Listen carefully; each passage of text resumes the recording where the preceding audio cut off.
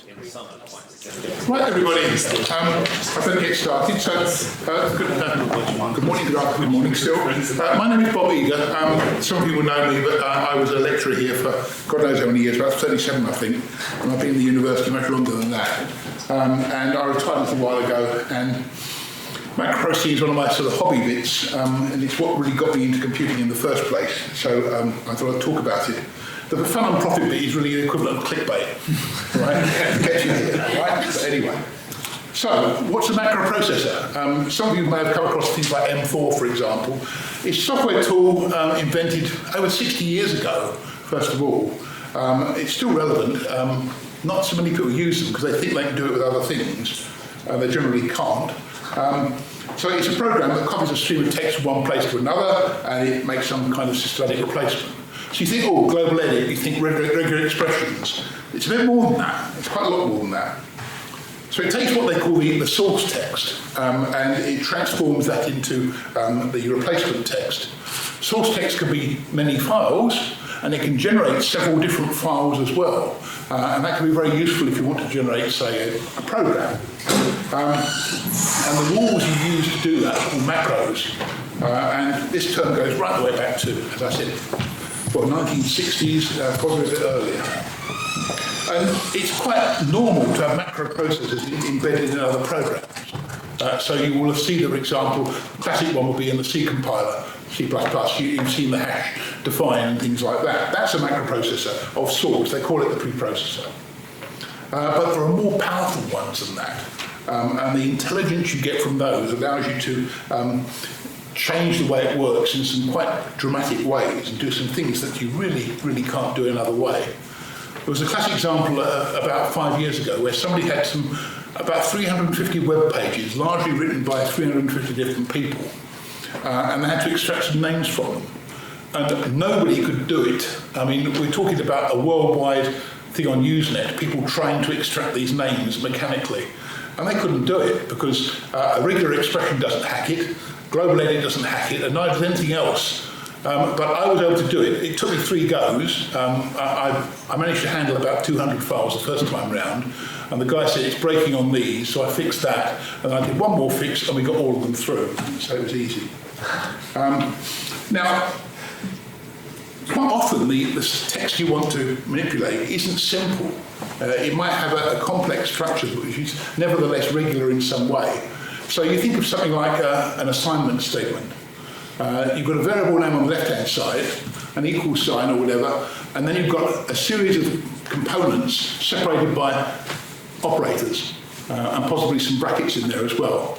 And it's a defined form, you know what it is, but it's complicated. And you can handle that with a macroprocessor if it's the right sort of one to do. So, what can you use it for? Well, in the case of the C hash define, as you probably know, it saves typing, it means you can parameterize things. You can maintain a file perhaps in a user-friendly form. The firewall I run at home, for example, uses the BSD IPFW system, and the problem with that is the files aren't very user-friendly. So I have my own format of file which contains things like host names and so on, and then I run it through a macroprocessor to get what I want. Defining and undefined opcodes for an assembler. You know, if you're doing some naughty things with some undefined opcodes, the assembler won't recognise those, and so you have to start writing it in hex or whatever. No, you can write your opcodes, feed them through the macroprocessor, get it to turn them into the rather less readable form. You can extend a programming language. That's what it was originally designed for, actually, a lot of these things. They allow you to put constructs into a language that aren't there, which are effectively syntactic sugar, nothing more than that. But they do mean that you can actually make changes very easily. Program parameterization. So you can use that for putting debugging statements in and out of the program. In C, of course, we use something like hashif-def or hashif-naught or whatever to do that. But in a more general form, you can turn bits of program into comment. And you can do that even when there's going to be some traps.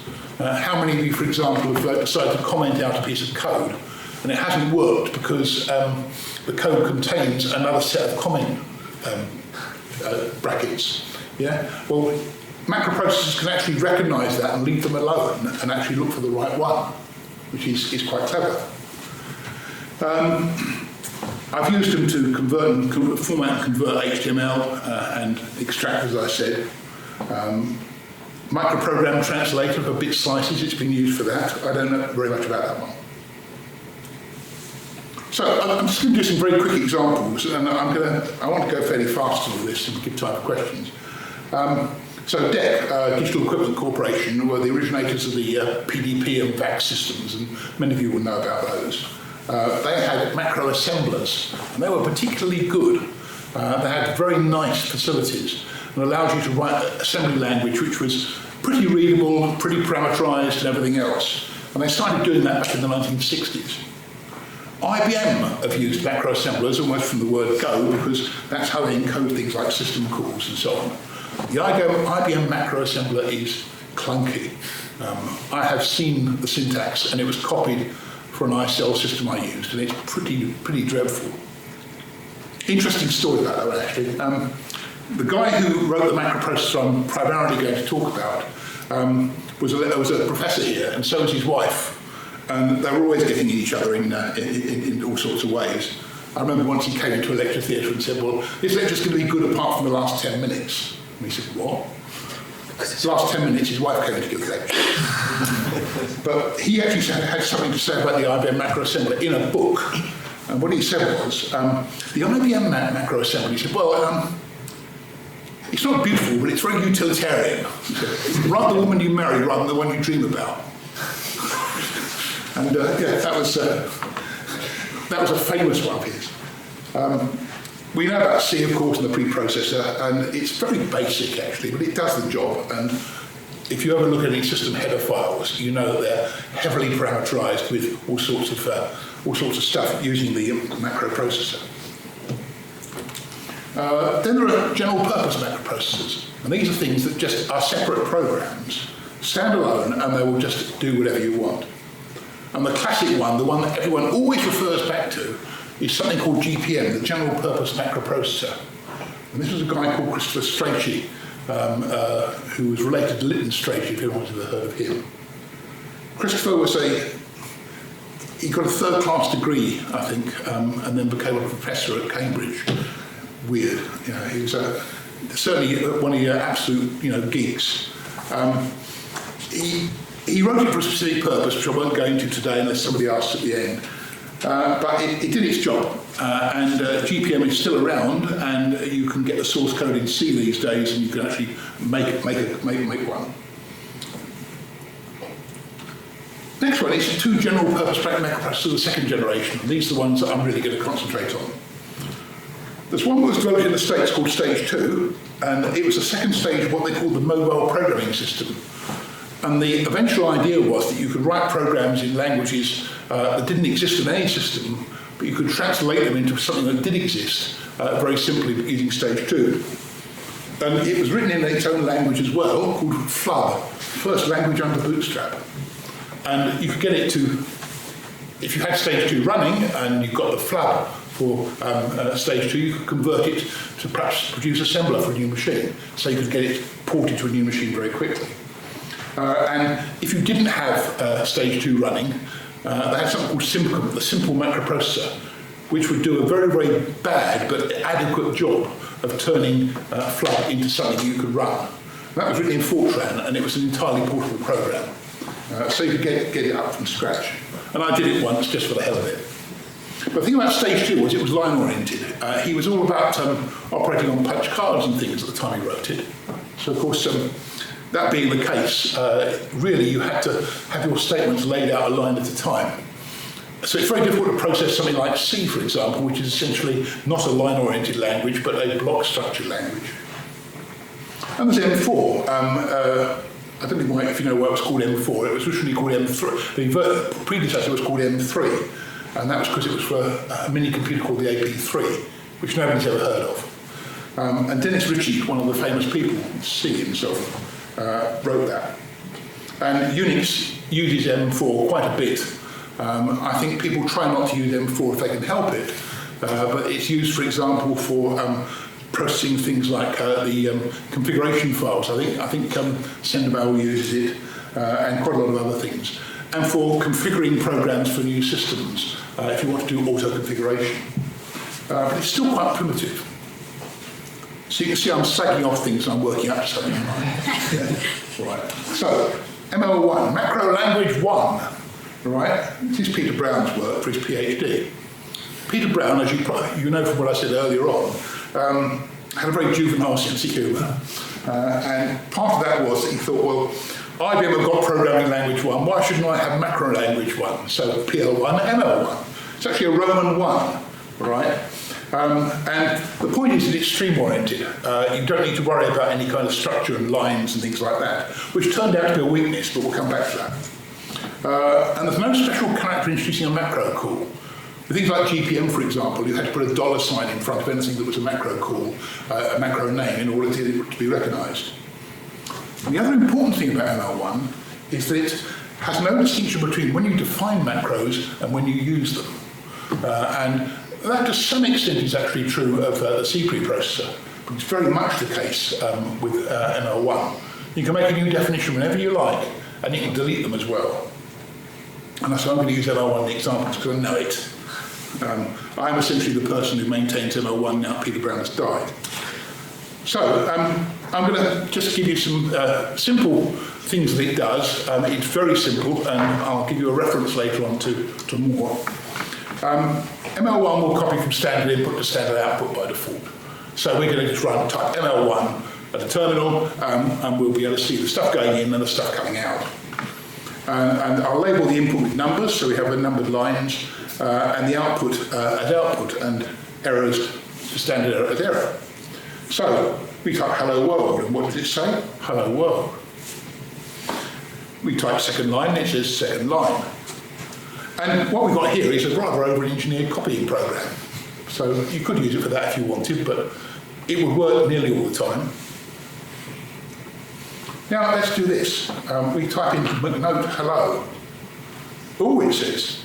And it puts out a standard error hello. And then it tells you where. It says detected in line 3 of our source text.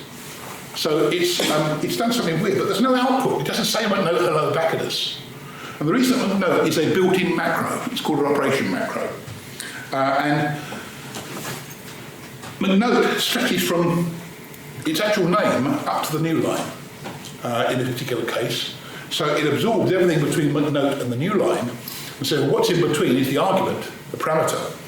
So that's the word hello in this case. And so that's what it prints out. But it absorbs the actual macro call because the effect of the macro call is a side effect of printing something out. All clear with that? Yeah? Right. So that's a very simple operation macro, and there are more. That's why I say a copying program will be okay most of the time, unless it contains something like McNote in the text, in which case it will go mad.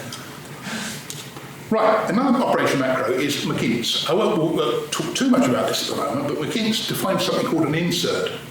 And an insert is basically two things which are going to bracket something that you're going to insert into the output. So conventionally we use a % and a dot for that. You can use anything you like. You can insert this here if you want. What we call those are McInts as the macro name, the operation macro name, and it's closing and it's defining an insert marker, as it's called, a %, and the closing delimiter, as it's called, is not a new line this time, it's a dot. All right? And inserts allow a lot of things, but one of which is calculations of expressions. And one thing we can do, and here we do, %s3 dot, that inserts the value of system variable 3. There are some numeric system variables. System variable 3 happens to, system variable 2. System variable 2 contains the current, I said 3 because I've got the mouse pointer over it. It contains the current source text line. So you could put that into a note message, for example, if you wanted to indicate something about the source line. Or you could even reset it to be something else. It's not uncommon to define a set of macros and then reset the source line to 1 when you're processing the actual text you're doing, so that you can see where it's come from. So that's one thing you can use inserts for, is to insert the value of the system variable. And that just stop you saying, inserting perhaps an expression there, which might be S2 plus something else plus something else. Most important one is probably McDef.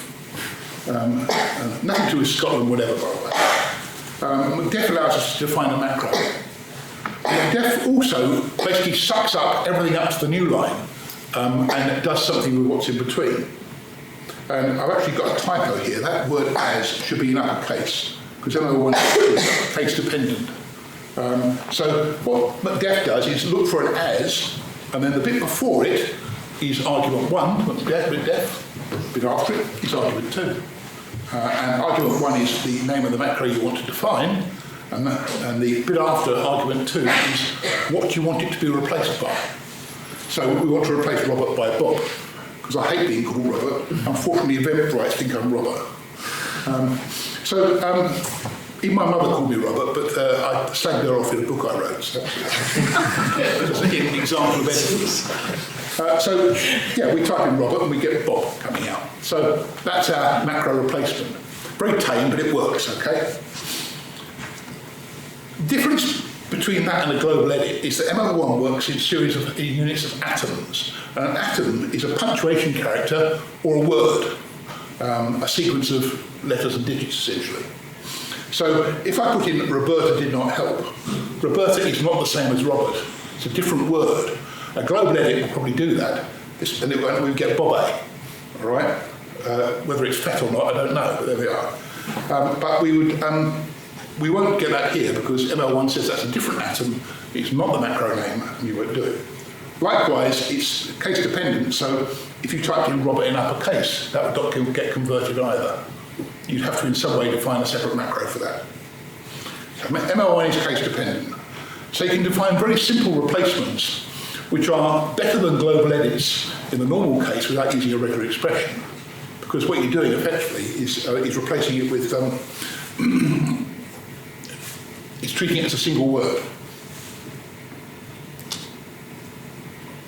Right, now the new line after Robert also appeared after Bob because the macro did not include anything about new lines, it's just a word. So the new line just goes through unchanged. But after McDef, of course, it was part of the McDef macro, so it got absorbed. Now, line 10 here, I'm going to define something called a skip. We'll worry about what skips are later, but I want to define those two diamond brackets as something, and I use that incantation for doing it. More later. Now, if I do a McDef promote to NL, right, and that 2 is deliberately lowercase, I'm defining promote 2 as a macro name. So promote is the actual name, and 2 is a secondary delimiter to that macro. That's in other words, what you're looking for next. And a new line, which we can't easily express, is represented by the keyword NL. And we're defining that as, and I left out the word as, sorry, I did this very quickly. The %A2 dot is now %A1 dot. And you can probably guess that A2 and A1 will insert argument 1 and argument 2. Yeah? So if we call it, we put promote Robert to managing director, and it now says the managing director is now Bob. It's a more complicated macro, it's got 2 arguments. And also notice that it went on and went as far as turning Robert into Bob as well.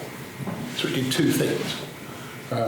And this is ML1 for you. It's very enthusiastic about changing things. Sometimes too enthusiastic.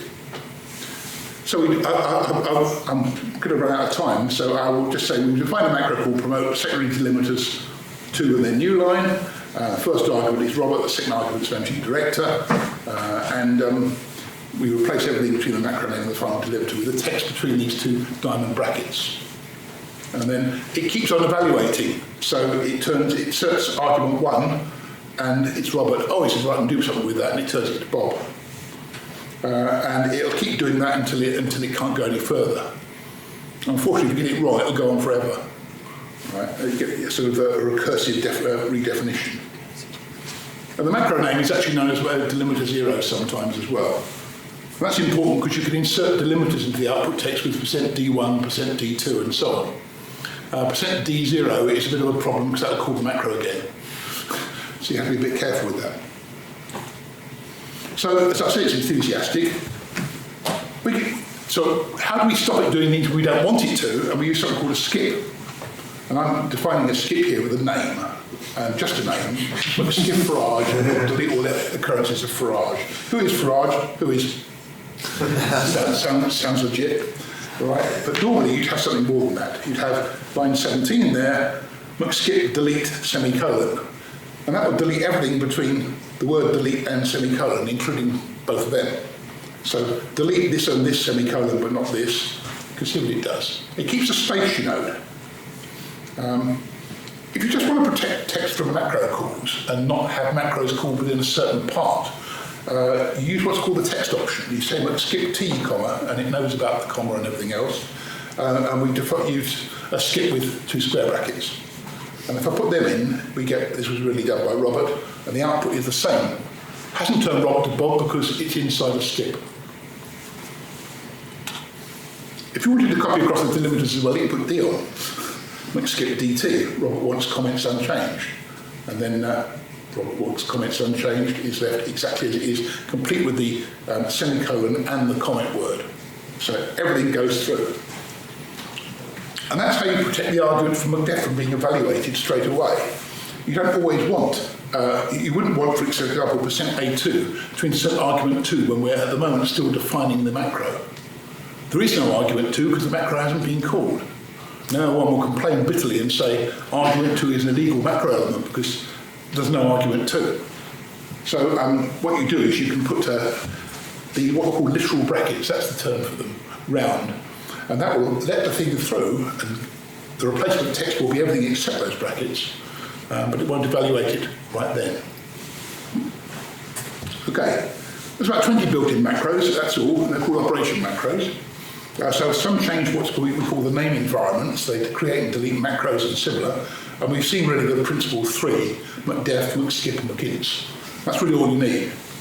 There are functions operating on text, so you get the a substring, you can get a length, so you can extract text from items.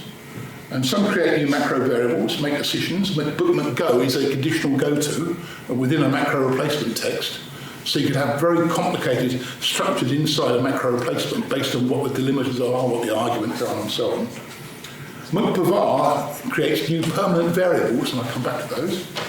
And McAlter allows you to alter any of those keywords that I mentioned, like to and as and so on, in case they get in the way of you defining something.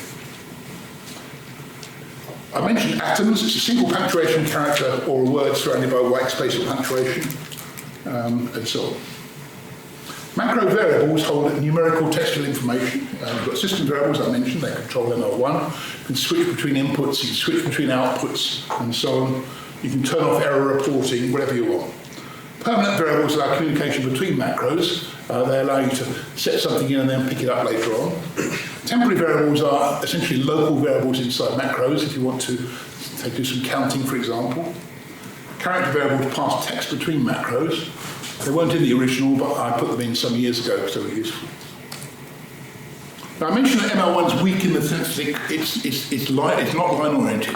But if you're handling line-oriented data, it's a real problem. So you can insert an imaginary character at the beginning of every line called a start line. And then you can use start lines as part of macro names. So if you're looking for lines that begin with something, you define start line with whatever the name is. And you can turn start lines on and off whenever you want by tweaking system variable 1, actually. Conclusion. There's a lot more to this than I mentioned here. And so I'm giving you a reference. There's one reference, that's all you need, and it's macros.bobiga.uk. And if you go there, you'll see a copy of the slides, and you'll see some links to other things. Specifically, there's a link to the ML1 documentation. Now, this was written as part of the PhD. And as such, it was really quite formal, but the ML1 user's manual tells you everything you want to know, and I've never found it to be either wrong or inadequate or in any way ambiguous. It's very good. Unfortunately, you get to chapter 5 before you find out how to write a macro. It was an appendix to his thesis. The full thesis is actually accessible via the website that mentions. And so Peter decided one day that he ought to write a simple introductory guide. And simple introductory design is very good, but it's not easy reading. So in the end, I wrote an ML1 tutorial. What you've seen today is a very small extract from that tutorial. But you can work through that tutorial, read through it, and see, you'll see what else it does. There's quite a lot more. One of the nice things is that macro calls, I said something like, promote to new line. You can have many more intermediate delimiters, and you can even have a variable number and have a directed graph where you cycle round, looking, for example, for one more plus sign or a new line in an expression. So you can do a hell of a lot more. So the slide will be on there. If there's a video, then I will put a link to the video on there as well. Add that to the page. The page is quite small, but there is an entire website called ml1.org.uk which has got a lot of stuff on it. So that's it. Thank you very much.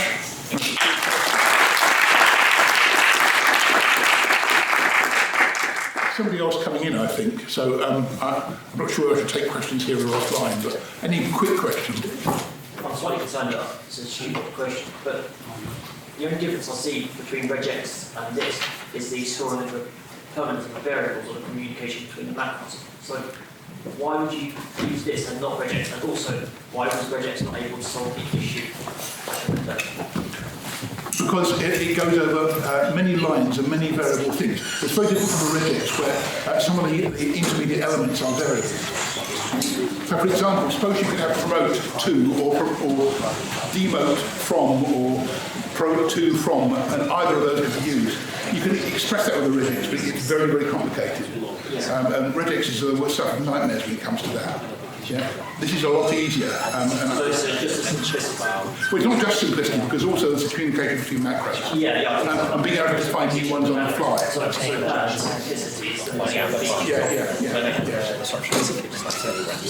Okay then, I'll be outside anyway if anyone wants to.